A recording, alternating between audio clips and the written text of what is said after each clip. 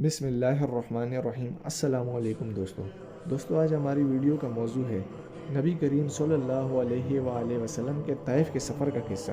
تو دوستو ویڈیو شروع ہونے سے پہلے آپ سب سے گزارش ہے کہ ویڈیو کو لائک کر دیجیے۔ تو چلیے دوستو ویڈیو کی جانب بڑھتے ہیں۔ نبوت مل جانے کے بعد 9 برس تک نبی کریم صلی اللہ علیہ وآلہ وسلم مکہ مکرمہ میں تبلیغ فرماتے رہے اور قوم کی ہدایت اور اصلاح کی کوشش فرماتے رہے، لیکن تھوڑی سی جماعت کے سوا جو مسلمان ہو گئی تھی اور تھوڑے سے ایسے لوگوں کے علاوہ جو باوجود مسلمان نہ ہونے کے آپ کی مدد کرتے تھے، اکثر کفار مکہ آپ کو اور آپ کے صحابہ کو ہر طرح کی تکلیف پہنچاتے تھے، مذاق اڑاتے تھے اور جو ہو سکتا تھا اس سے درگزر نہ کرتے تھے۔ حضور صلی اللہ علیہ وآلہ وسلم کے چچا ابو طالب بھی انہی نیک دل لوگوں میں تھے جو باوجود مسلمان نہ ہونے کے نبی کریم صلی اللہ علیہ وآلہ وسلم کی ہر قسم کی مدد فرماتے تھے۔ 10ویں سال میں جب ابو طالب کا بھی انتقال ہو گیا تو کافروں کو اور بھی ہر طرح کھلے مہار اسلام سے روکنے اور مسلمانوں کو تکلیف پہنچانے کا موقع ملا۔ حضور اقدس صلی اللہ علیہ وآلہ وسلم اس خیال سے طائف تشریف لے گئے کہ وہاں قبیلہ ثقیف کی بڑی جماعت ہے، اگر وہ قبیلہ مسلمان ہو جائے تو مسلمانوں کو تکلیفوں سے نجات ملے اور دین کے پھیلنے کی بنیاد بڑھ جائے۔ وہاں پہنچ کر قبیلے کے 3 سرداروں سے جو بڑے درجے کے سمجھے جاتے تھے گفتگو فرمائی اور اللہ کے دین کی طرف بلائے اور اللہ کے رسول کی یعنی اپنی مدد کی طرف متوجہ کیا، مگر ان لوگوں نے بجائے اس کے کہ دین کی بات کو قبول کرتے یا کم از کم عرب کی مشہور مہمان نوازی کے لحاظ سے ایک مہمان کی خاطر مدارت کرتے، صاف جواب دے دیا اور نہایت بے رخی اور بد اخلاقی سے پیش آئے۔ ان لوگوں نے یہ بھی گوارا نہ کیا کہ آپ یہاں قیام فرما لیں۔ جن لوگوں کو سردار سمجھ کر بات کی تھی کہ وہ شریف ہوں گے اور مہذب گفتگو کریں گے، ان میں سے ایک شخص بولا کہ اوہو، آپ ہی کو اللہ نے نبی بنا کر بھیجا ہے۔ دوسرا بولا کہ اللہ کو تمہارے سوا کوئی اور ملتا ہی نہیں تھا جس کو رسول بنا کر بھیجتے۔ تیسرے نے کہا میں تجھ سے بات کرنا نہیں چاہتا، اس لیے کہ اگر تو واقعی نبی ہے جیسا کہ دعویٰ ہے تو تیری بات سے انکار کر دینا مصیبت سے خالی نہیں، اور اگر جھوٹ ہے تو میں ایسے شخص سے بات کرنا نہیں چاہتا، نعوذ باللہ۔ اس کے بعد ان لوگوں سے نا امید ہو کر حضور اکرم صلی اللہ علیہ وآلہ وسلم نے اور لوگوں سے بات کرنے کا ارادہ فرمایا کہ آپ تو ہمت اور استقلال کے پہاڑ تھے،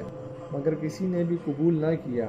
بلکہ بجائے قبول کرنے کے حضور صلی اللہ علیہ وآلہ وسلم سے کہا کہ ہمارے شہر سے فوراً نکل جاؤ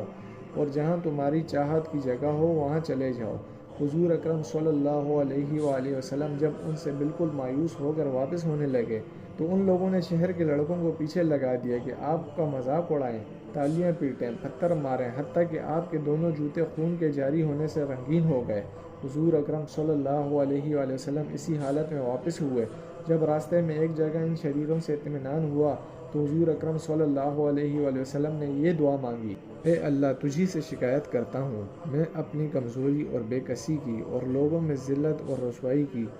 اے ارحم الراحمین، تو ہی ضعفاء کا رب ہے اور تو ہی میرا پروردگار ہے۔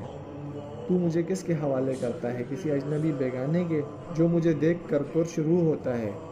اور منہ چڑھاتا ہے، یا کسی دشمن کے جس کو تو نے مجھ پر قابو دے دیا ہے؟ اے اللہ، اگر تو مجھ سے ناراض نہیں ہے تو مجھے کسی کی بھی پرواہ نہیں ہے، تیری حفاظت مجھے کافی ہے۔ میں تیرے چہرے کے اس نور کے طفیل جس سے تمام اندھیریاں روشن ہو گئیں